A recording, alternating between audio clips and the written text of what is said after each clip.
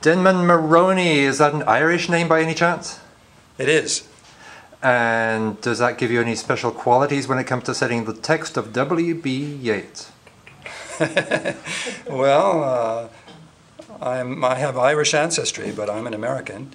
And I got into Yeats actually because my father, whose name was Maroney also, obviously, he was descended from Irishmen. And when he died, I went to Ireland in search of my roots. And part of my research for going there was to read Yeats. And I never did find my roots there. I have a vague sense that my ancestors came from West Clare, but where in West Clare, I couldn't be sure. But anyway, I was very taken by Yeats, and so I started writing the songs, and the song that we were just working on, or not, actually not that one, but the Cap and Bells was the first one I wrote, and I actually wrote it on the plane on the way back. Now, you say wrote, but I've just been watching you play the hyperpiano with no music or score in front of you. Oh, that's just because I know it by heart. There we go. But there is a score. It's all this music is quite precisely notated, actually. Okay, and now I'm going to look over here into the gut of the hyperpiano. Now, technically this is a normal piano, but it's like got extra things that you do with it, right? These are all of the hyper objects that CDs, they will never go out of style as long as you're playing this piece. And cassettes. Yes, I do worry about that. You know, I have several large boxes so that they won't. I'll still have them. And I see that this cassette is labeled Brecht. Is that Bertolt or yes. George? And what is this? Happy End? Oh. Yes, Happy End. And on the other side it has Carla Bley, I Hate to Sing. I hate to sing, it's so embarrassing. What if the audience begins to leave? We'll worry about that later. So your attitude to setting text here, because you've got all the colors of the hyperpiano and one remarkably beautiful voice in the form of Theo Bleckmann. Yes. Do you make him sing hyper voice? No, I don't ask him to do anything. I mean, he has a whole library of techniques, but I didn't include any of those in this. I get to do the extended techniques, and he gets to sing pretty straight. Great. It seems to occupy a place somewhere between poetry, intonation, intoning, and singing. Sort of. Mostly he's singing, although there are times when he's doing glissandi and things like that, imitating things that I'm doing in the piano. Mostly he's singing, and it's and in a singing kind of poems. And it's in a natural, rhythmically inflected time, is that? Well, there are usually several layers of time. In fact, throughout this cycle, there are multiple layers of time, which is common to almost all the music I write, and that just reflects my view that, you know, that's the way life is. And there's a bit of Gamelan, Son of Lion inside you too, right? I am in the Gamelan, Son of Lion, yes. I wouldn't say that. I think I wrote this music before I got involved with the Gamelan, so I can't trace it to that. Good. Well, we'll be listening to it with eager ears. Thank you. Thank you.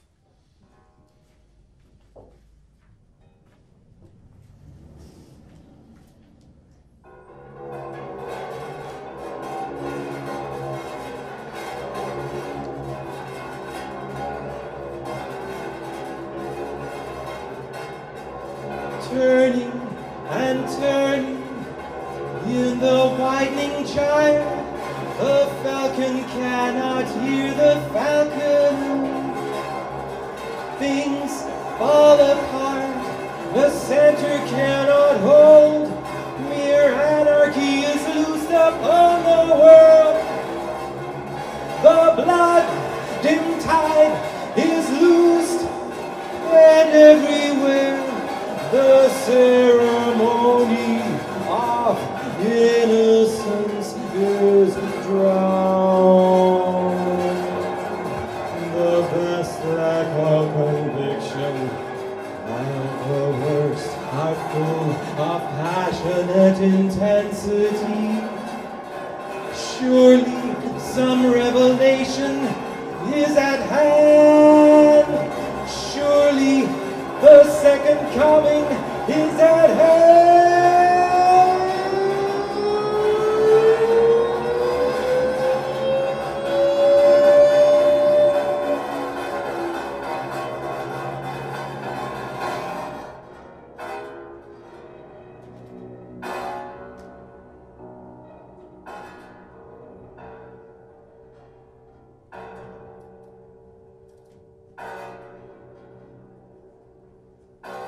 the second coming.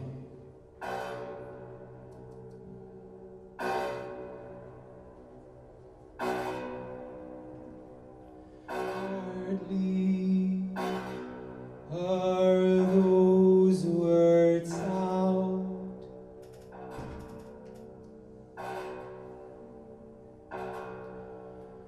when a vast image out of spiritus mundi troubles my sight.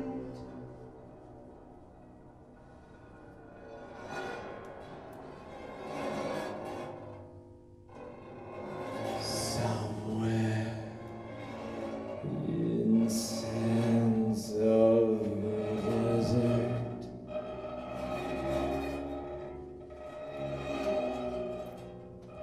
a sheep with lion body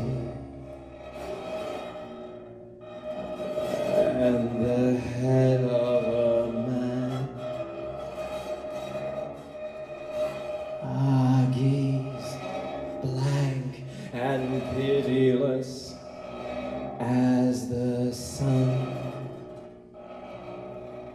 is moving its slow thighs, while all about it real shadows of the indignant desert birds.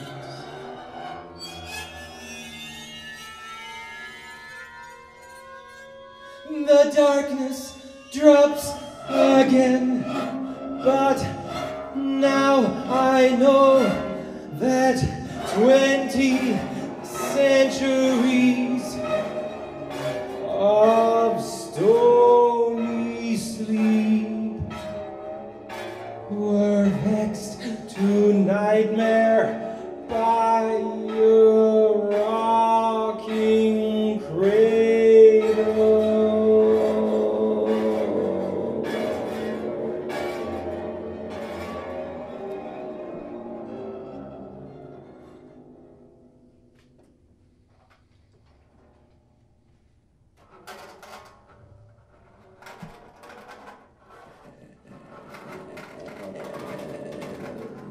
What rough beast, it's all come round at last, slouches towards Bethlehem to be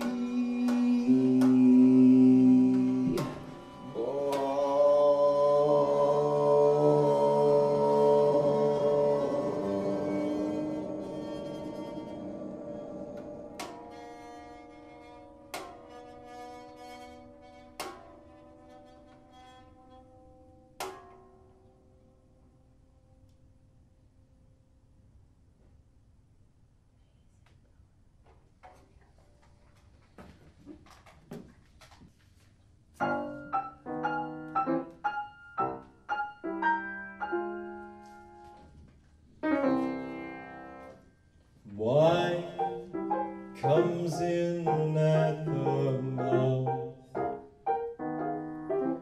and love comes in at the eye.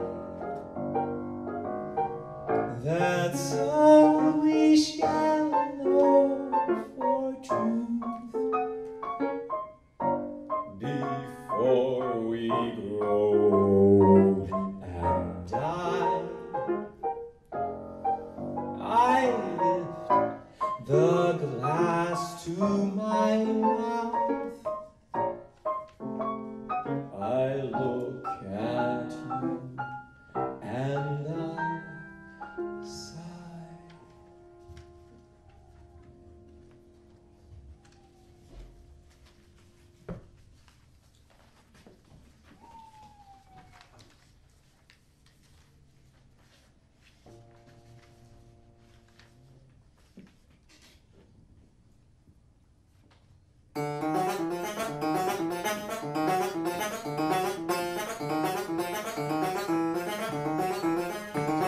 around my pretty tongue and keep me dancing still, that I may stay a sober man, although I drink my fill. Sobriety is a jewel that I do much adore, and therefore keep me dancing, though drunkards lie and snore. Oh my defeat, keep dancing like a wave, and under every dancer a dead man in his grave. No ups and downs, my pretty, but ain't not a punk. A drunkard is a dead man, and all men are drunk.